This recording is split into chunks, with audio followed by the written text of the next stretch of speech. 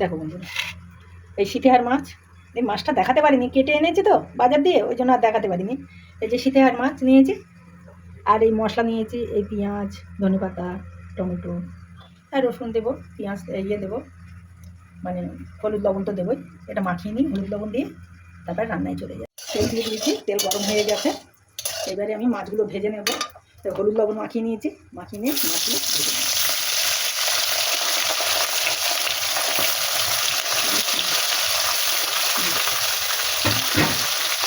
এগুলো মাছ ভালো করে ভেজে নেব।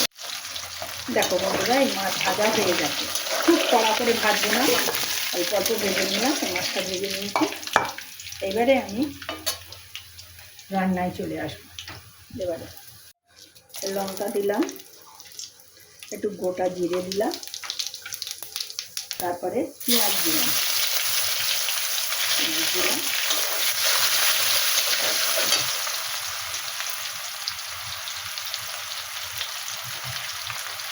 একটু লবণ দিলাম, পরিমাণ মতন হলুদ দিয়ে দিলাম।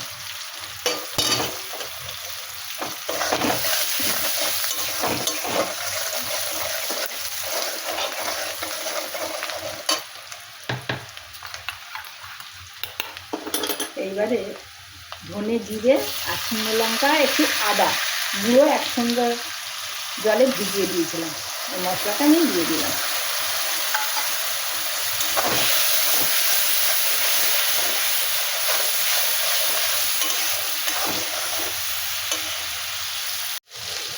একটু টমেটো দিয়ে দিলাম, একটু ভালো করে নাড়াচাড়া করে নেব। একটু দেখো বন্ধুরা, মাছগুলো মশলার মধ্যে ঢেলে দিলাম, একটু নাড়াচাড়া করে নেব।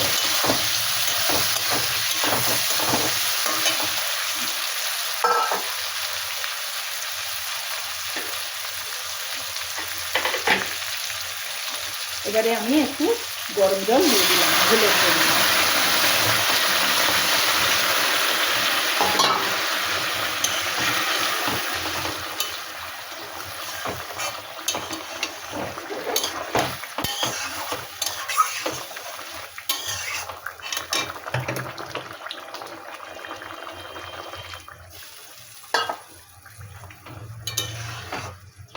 একটু মাছটা আস্তে আস্তে ফুটুক, মাছের মধ্যে লবণ ঝাল ঢুকতে লাগুক, তারপরে একটু ঢেকে দেব।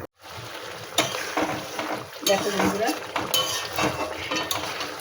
মাছের ঝাল করছি, ঝোল অনেক কমে গেছে।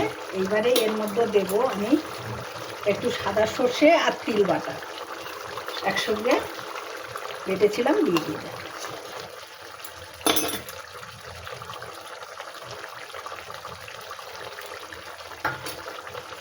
তিল বাটা ঝালে দিয়ে খেয়ে দেখবে দারুণ খেতে লাগে। এই যে আমার এই মাছের ঝাল হয়ে গেছে। এবারে আমি এই ধনে পাতাটা দিয়ে দিলাম, এবারে গ্যাসটা অফ করে দিলাম। এবার নামিয়ে নেব। দেখো বন্ধুরা, এই দেখো মাছের ঝাল, দেখো পরিবেশনের জন্য রেডি হয়ে গেছে। দেখো মাছের ঝাল এইভাবে তোমাদের যদি পছন্দ হয় তাহলে একবার লাইক কমেন্ট করে দিও।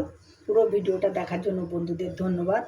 তোরা ভালো থেকো, সুস্থ থেকো, ঠান্ডায় সাবধানে থেকো। টাটা বন্ধুরা।